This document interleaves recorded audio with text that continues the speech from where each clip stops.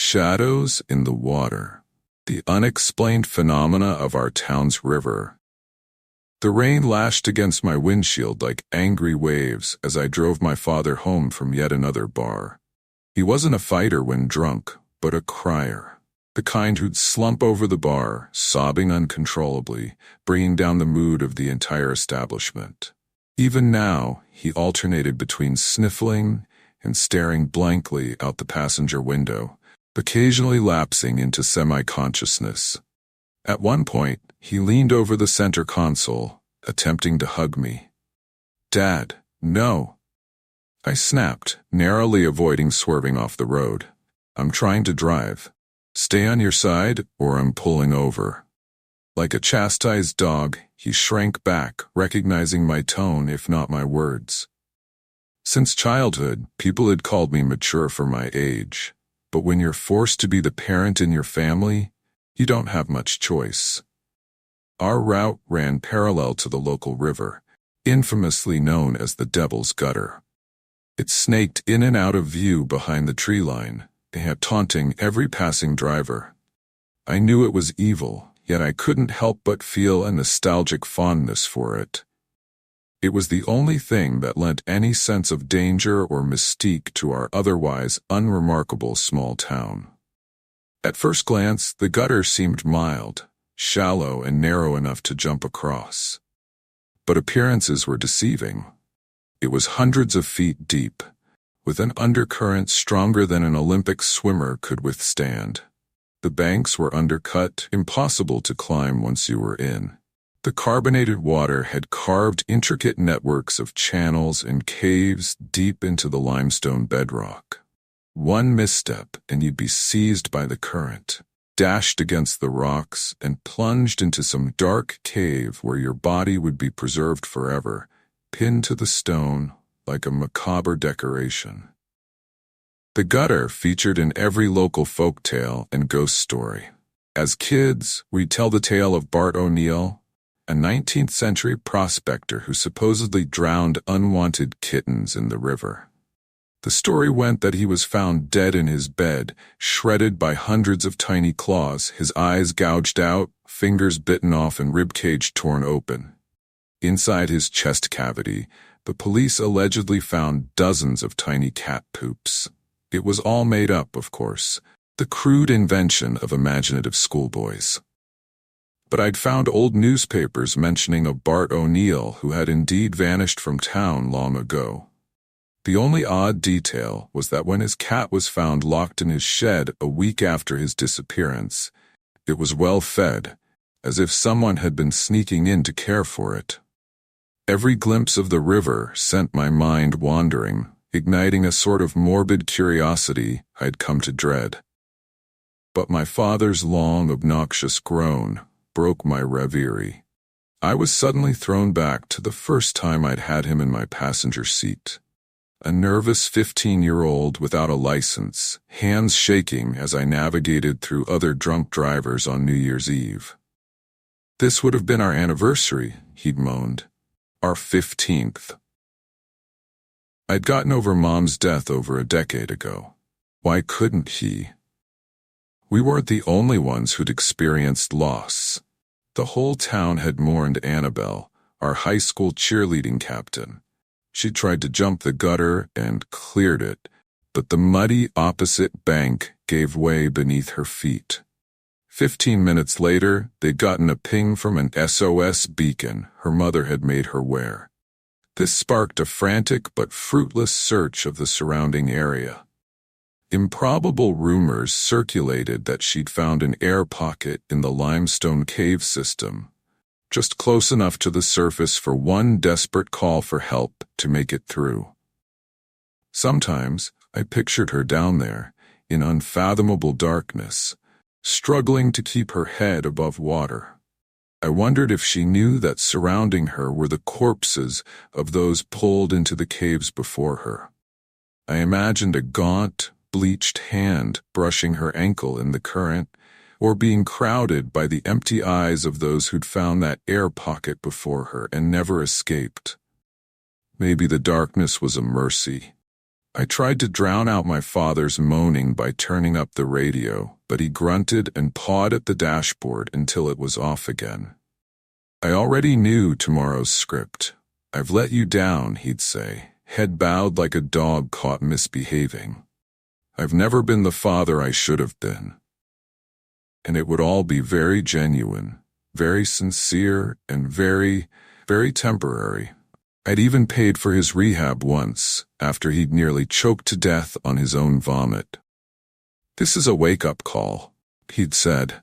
"I'm finally ready to be the dad you've always needed."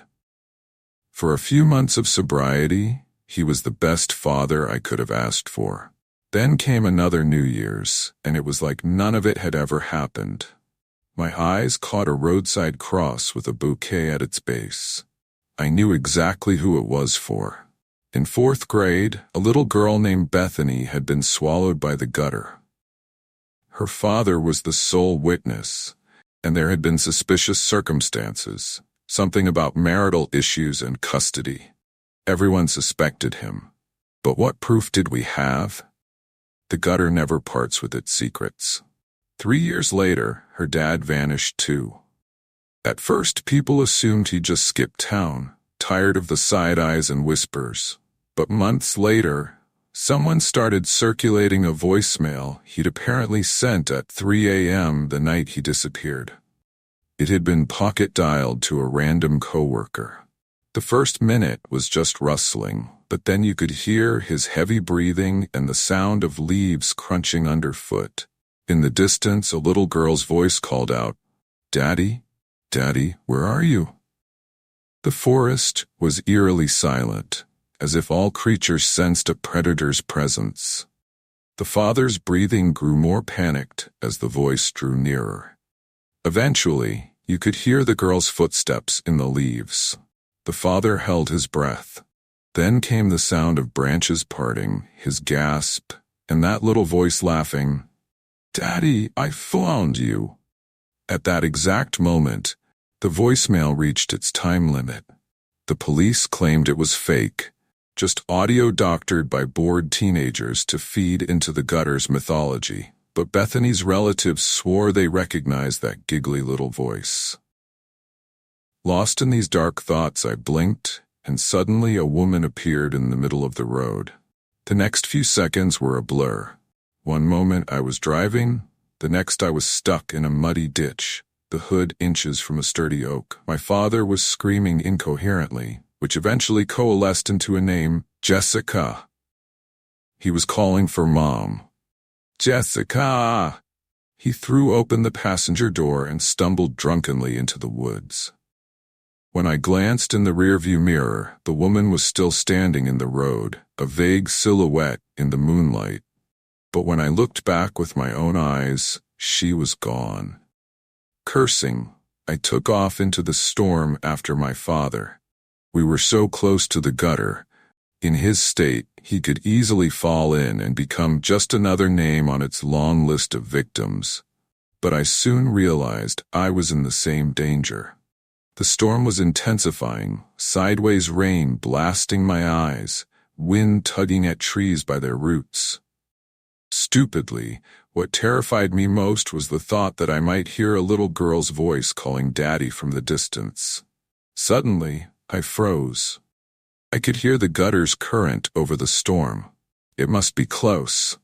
I tried to look for it, but the rain seared my eyes. Too terrified to move, the storm took action for me by sweeping away the mud beneath my feet. Annabelle's fate flashed through my mind as I thrashed and floundered, feeling the earth envelop me like a massive creature pulling me into its gullet. By sheer luck, I caught hold of a thick tree root. I clung to it with every ounce of strength, even as the rain left it slick and treacherous. And then, I felt a cold hand wrap around my ankle. My body tensed with such horror that I lost my grip instantly, and those cruel waters had me. They toyed with me, spinning me about under the surface as I curled into a fetal position. The shock of the frigid water made me instinctively suck down a breath, filling my lungs. As I clawed at my chest, my eyes opened for just a split second.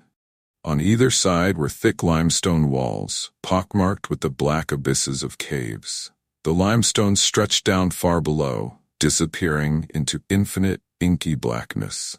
The experts' guesses must have been wrong.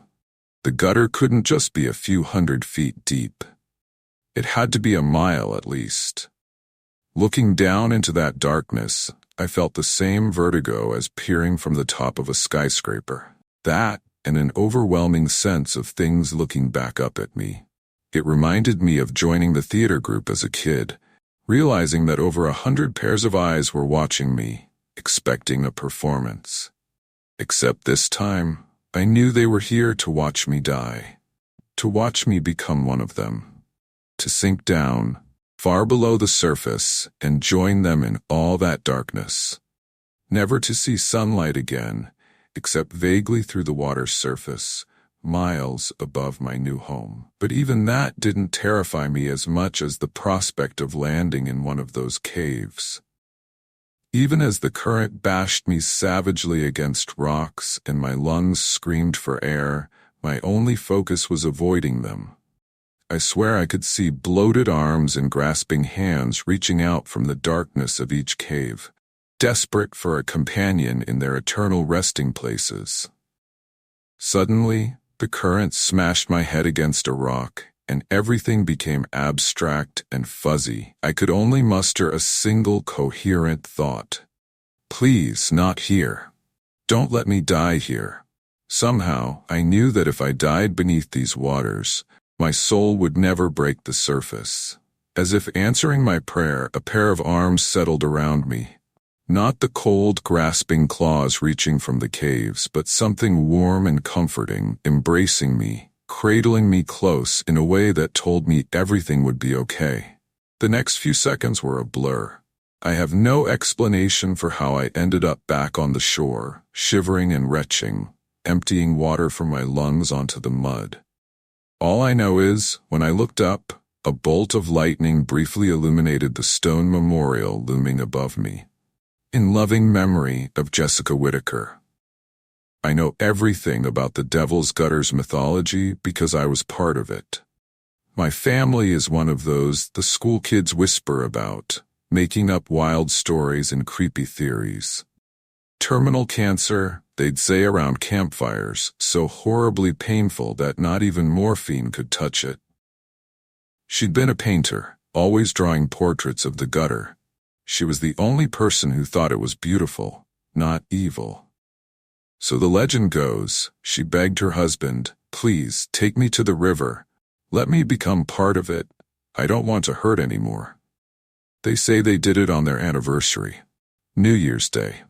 I heard a long, choking rasp.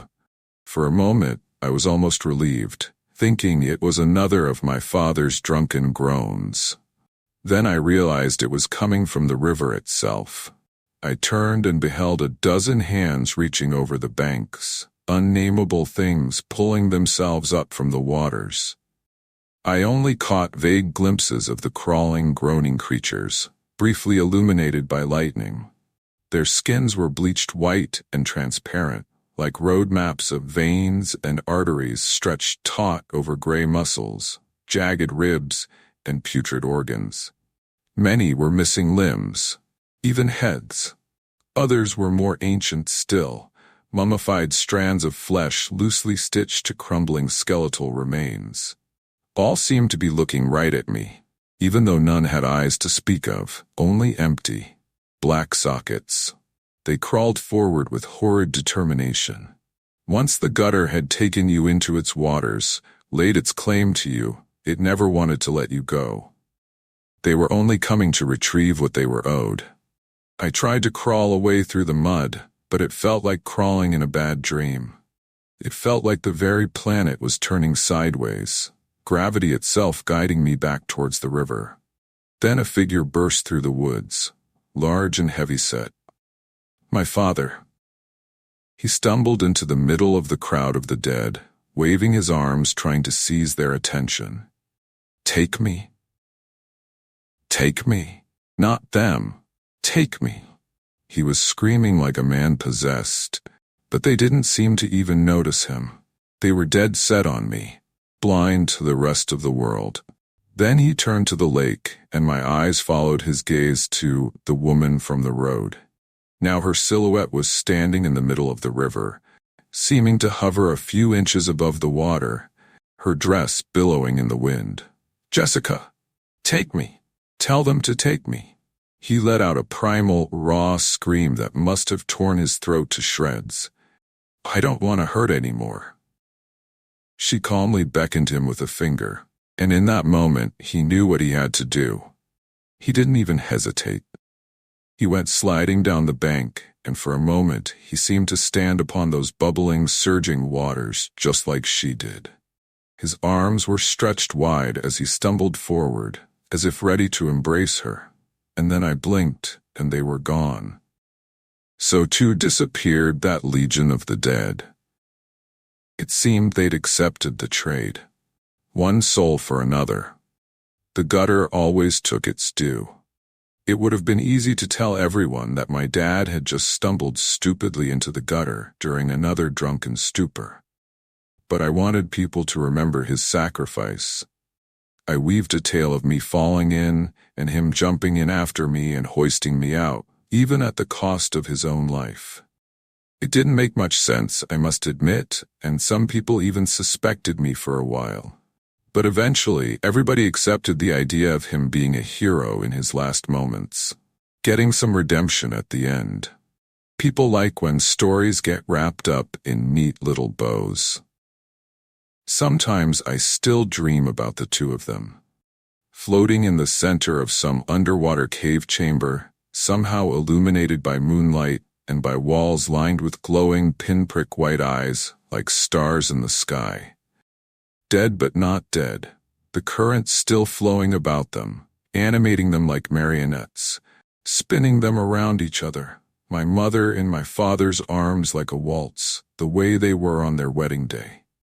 Dancing, dancing, on and on forever, before their audience of the dead.